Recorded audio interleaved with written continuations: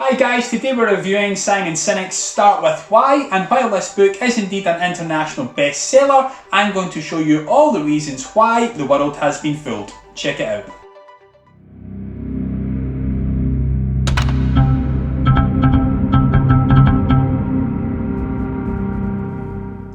The book centres on leadership, and before going into all the weaknesses and everything wrong with it, let's first take a look at its strengths. Firstly, I'm a big fan of Sinek. He's an excellent speaker, has a great understanding of work culture, generations, and indeed leadership. The greatest strength of the book is the simplicity of the concept, which centres on a company having a strong value or reason described as why.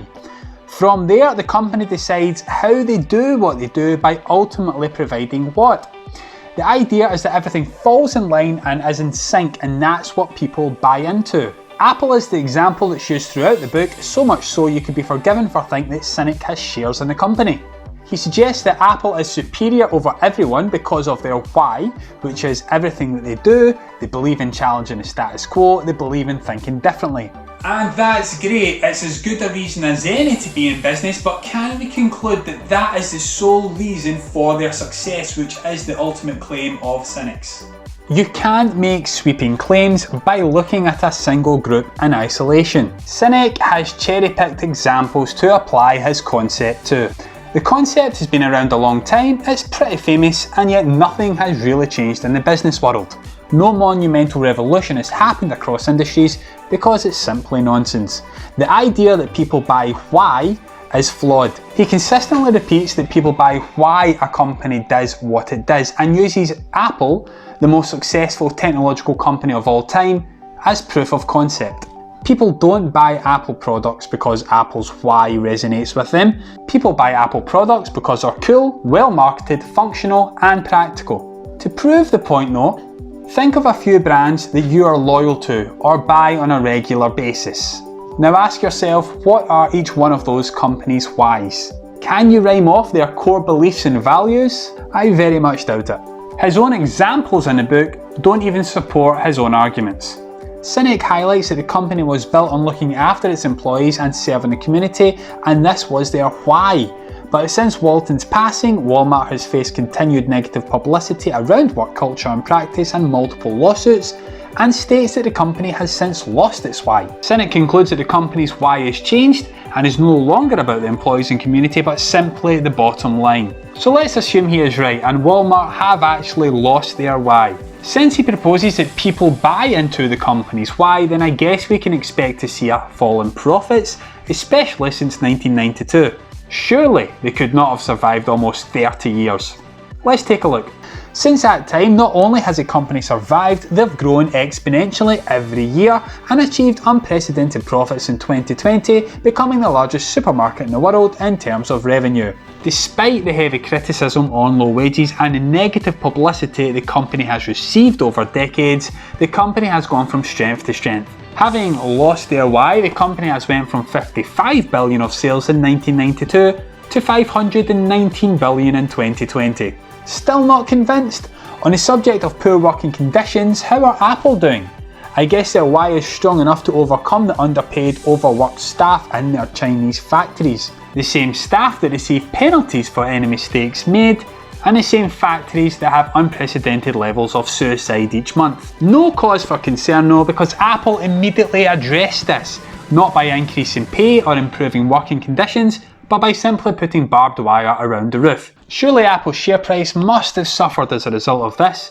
Let's take a look. Apparently not. They've achieved new heights and have never been more valuable. Are we all robots when we are born? Sinek claims you can only have one why that's never changing, another point I would strongly disagree with. I have yet to meet an individual whose thoughts, feelings and beliefs stayed the same throughout their entire life. One could conclude that should such a person exist, they would arguably be in fact very close-minded, set in their ways and stubborn. It would appear to me that Walmart actually do have a very strong why, it's just not what it used to be. It has indeed changed, and they've went from strength to strength as a result of that.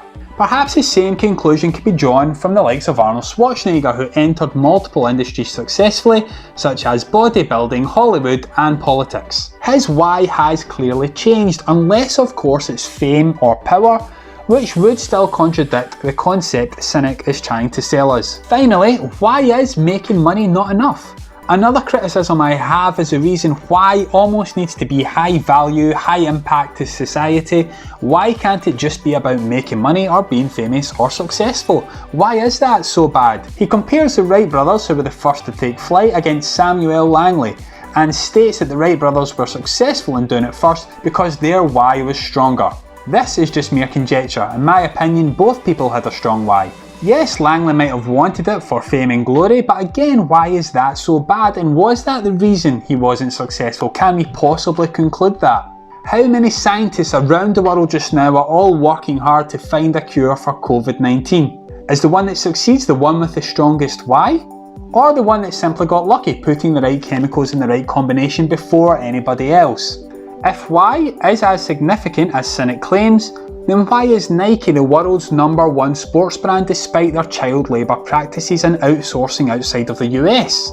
Why is Uber still #1 despite the volume of sexual harassment cases and security concerns? Why is Facebook shares risen each year despite various data scandals? Why is Ryanair continued to grow despite high volumes of complaints in relation to service? This is because consumers do not care about why. Most consumers will buy a Sony, Samsung or LG TV not because of the company's core values, beliefs and why, but simply because they like it, or it's a good price, or it's well marketed. The few examples that are given throughout the book is not evidence to the concept, they are simply the exceptions. The fact is, whether we like it or not, consumers put convenience and price ahead of ethics and morality. Why else do the masses continue to purchase single-use plastics despite understanding the threat of climate change? Overall, the book does well in offering a concept for good leadership with a strong platform and logical reasoning for this. It's most useful in the workplace for leaders and managers wanting to influence work culture. The book tries to do too much. It fails in applying the same concept across multiple areas. The biggest failure being in consumer behaviour and trying to explain why people buy what they do. So does it pass the pigs can fly test? Let's take a look. The strongest 3 strengths of the book is it works well for leaders and brings together beliefs with action.